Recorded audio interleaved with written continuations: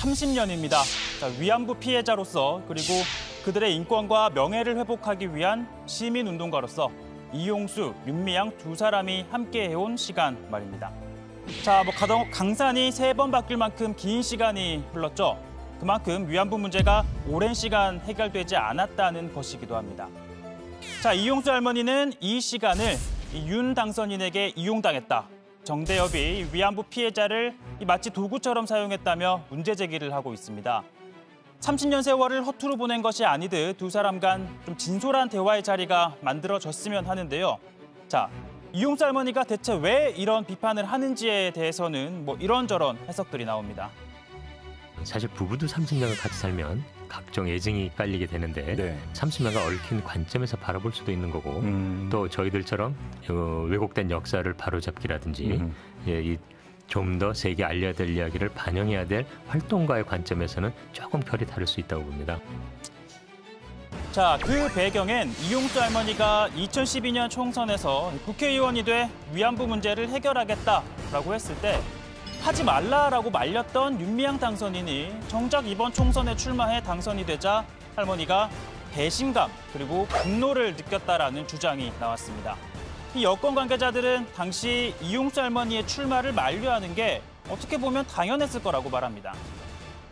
만약에 이용수 할머니도 지금보다 지금보다 젊었다면 국회에 진출하셔서 많은 일을 할 수 있을 거라고 생각하는데 저라도 그러지 않았을까 이런 생각을 하고요. 그 당시 연세가 80을 넘으셨던 나이인데 이제 그런 국회 활동을 한다는 것은 조금 저라도 말리지 않았을까요?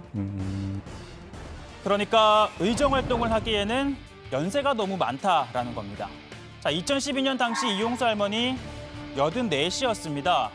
고령이다 보니까 원활한 활동이 어려울 수는 있겠죠. 그렇다고 단순히 나이가 많아서 안 된다라고 판단해서는 또 안 됩니다. 한번 보면요. 당장 21대 국회 최고령인 민주당 김진표, 통합당 홍문표 의원 72입니다. 20대 국회에서는 통합당 비대위원장을 맡게 된 김종인 전 의원이 75 최고령으로 당선이 됐었고 강길구 박지원 의원이 73이었습니다.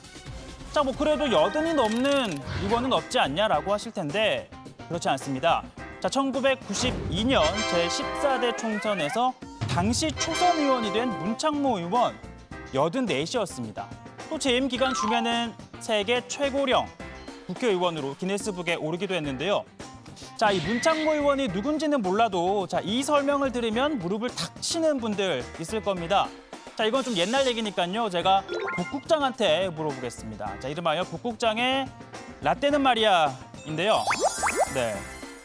북국장, 저는 좀 어려서 이분은 잘 모르겠는데 문창모 의원이 누구죠? 저것도 신규 코너예요. 라떼는 말이야도. 반장들도 아마 기억할 텐데 다정의 가족분들도 많이 아실 거예요. 학창 시절에 매년 연말 크리스마스 씰 샀던 기억들 있죠? 크리스마스 카드에 붙였던 거 저는 기억이 나는데요. 조 반장도 기억하는군요. 그 씰이요. 결핵 퇴치 기금을 모으기 위해서 발행된 거는 알죠? 저는 알죠. 조 반장은 몰라도 저는 확실하게 알고 있습니다. 왜 조 반장을 자꾸 갖고 그래요? 조 반장이 나이가 더 많지 않아요? 이상하네. 아무튼 우리나라에서 처음으로 크리스마스 씰을 발행한 분으로 잘 알려져 있고요. 1907년생인데 이분이 일제강점기 때는요. 학생 신분으로 독립운동에 참여했던 독립운동가시기도 합니다. 역시 이상복 국장의 설명 귀에 쏙쏙 들어오는데요. 종종 이 라떼는 말이야 좀 한번 모셔보겠습니다. 이 문창모 의원은요. 14대 국회 때 초선이었지만 이 최연장자여서 국회의장을 뽑는 첫 국회 본회의를 주재했는데요. 그러니까 1시간이 채 안 되는 시간이긴 했지만 국회의장을 또 지내기도 한 겁니다. 육성으로 한번 들어볼까요? 제가 의장으로 주재했던 것을 무척 영광으로 생각합니다. 여러분의 당선이 꼭 여러분의 힘만으로 되었느냐, 그걸 한번 생각해 볼 필요가 있지 않느냐고 생각합니다. 제가 이수거이기 때문에 혹 불법이거나 혹 규례거나 또는 여러분의 생각과 어긋남이 있다 그러더라도 그 시골 느끼는 그럴 줄 알았지 하는 그런 한때의 생각으로 용서해 주면서 자, 제가 이용수 할머니 연세가 너무 많아서 국회의원을 말렸다라는 얘기를 하다가 30년 전 국회 얘기까지 좀 거슬러 올라가게 됐는데요.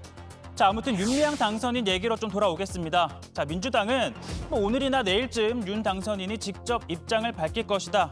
회계 부정 의혹에 대해서도 해명을 할 것이다라고 밝혔는데요. 아직까지는 들어온 소식은 없습니다. 다만 이 불거진 의혹들이 사실이라면 윤 당선인을 공천을 한 당도 일정 부분 책임이 있는 것 아니냐라는 그 비판으로부터는 자유로울 수 없을 텐데요. 검증을 제대로 못한 것 아니냐라는 건데, 자, 윤 당선인은 합당 전 시민당에서 시민사회 몫으로 공천을 받았습니다. 자, 시민당은 우리 사회의 중요한 과제인 위안부 문제를 해결하기 위해선 정의연을 먼저 떠올릴 수밖에 없었다며 이렇게 말합니다. 누구도 이 정의연에서 비례 후보를 낸다는 것에 반대하는 사람도 없었고 또 그랬을 적에 그럼 어느 분이 가장 대표적일까? 다음 질문이 그거였는데 그건 역시 누구도 이론 없이 윤미향 씨다. 공심위가 사실 지금도 좀 저는 자랑스럽게 생각하는 게 민주당보다 더 엄격하게 했습니다. 아, 그래요? 예, 새벽에 전화를 걸어서 내용 사실을 확인하고 이제 그래서 윤미향 씨도 마찬가지로 그렇게 검사 받았을 거라고 보는데요. 자, 이틀 뒤면 윤 당선인 국회의원이 됩니다. 자, 선배 국회의원이자 민주당 원내대표는 이 선출직 공직자가 간직해야 할 가치 이렇게 말했습니다.